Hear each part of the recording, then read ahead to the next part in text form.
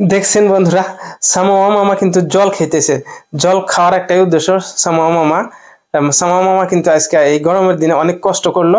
কেননা দেখতে পাচ্ছেন যে এখানে যে মাটি খান্দানো আছে, এটা কিন্তু একটা বাইলেনের রাস্তা, মেন রাস্তা থেকে যেটা বাইলেনে যায়। এই রাস্তাটা কিন্তু দেখতে পাচ্ছেন যে কাটা আছে। এই রাস্তাটা তার মানে মেন রাস্তা থেকে জল বাইলেনের রাস্তা ঢুকে যায়। ঢুকে যাওয়ার পরে এই রাস্তার যেগুলা মাটি আছে, মাটিগুলা ধুয়ে খসে চলে যায়। তখন কিন্তু নালার মতো হয়ে যায় রাস্তার মাঝখান দিয়ে। তখন আমাদের চলাফেরা অনেক অসুবিধা হয়। যার জন্যই আমি কি করলাম, মামাকে বললাম যে মামা তুমি এই কাজ করো, এই সাইডে দিয়ে যেটা বাইলানের রাস্তার উপরে যেটা জল করে, এই জলটা তুমি সাইড দিয়ে ড্রেনের মতো করে এক সাইড দিয়ে ড্রেন করে একদম মেন ড্রেনে নিয়ে ফালিয়ে দাও। যাই হোক, মামা বললো ঠিক আছে। মামাকে বললাম আমি, মামা কত দিতে লাগবে টাকা? মামা বললো যে দিলেই হইলো। যাই হোক, পরে কিন্তু আমি মামারে 1000 টাকা দিয়ে দিছি। মামার সাথে আর একজন এই যে নাতদা আছে, তারা কিন্তু মামা আর নাতদা কিন্তু আমাদেরই প্রতিবেশী, আমাদের একই বাইলেনে আমরা থাকি। যাই হোক যাই হোক, এক বাইলেনে থাকি আর না থাকি সেটা ব্যাপার না। ব্যাপার হয়েছে যে মিলামিশা যে আমরা রাস্তাটা করতেছি, সেটা হয়েছে অনেক বড় ব্যাপার। যাই হোক বন্ধুরা, যে দেখতে পাচ্ছেন যে সাইড দিয়ে যে এটা কিন্তু বাইলেনের সাইড দিয়ে আমি ড্রেনটা গড়াইছি।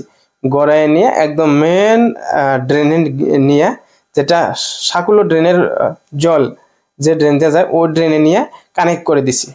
আমরা বাইলেনের রাস্তার উপর দিয়ে আর জল গড়তে দিব না, সেটাই আমি পরিকল্পনা করে মামাকে বললাম। আর মামা বলল যে ঠিক আছে আমি করে দিব।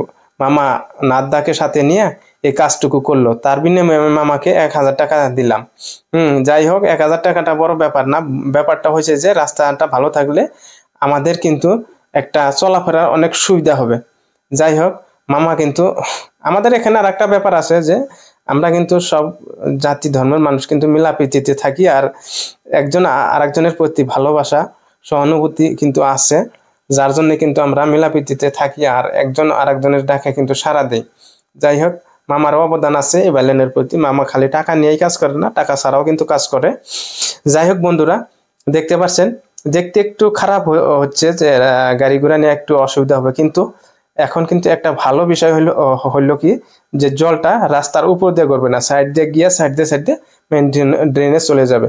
যাই হোক, নাদার মামা কিন্তু অনেক কষ্ট করলো অনেক কষ্ট করতেছে।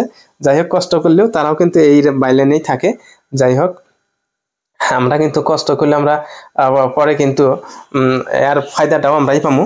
যাই হোক, আমাদের ছেলে মেয়ে এই রাস্তা দিয়ে আপ ডাউন করে স্কুল কলেজে যায়, আমরাও কিন্তু সবে কাজকর্মতে এই রাস্তা দিয়ে যাই।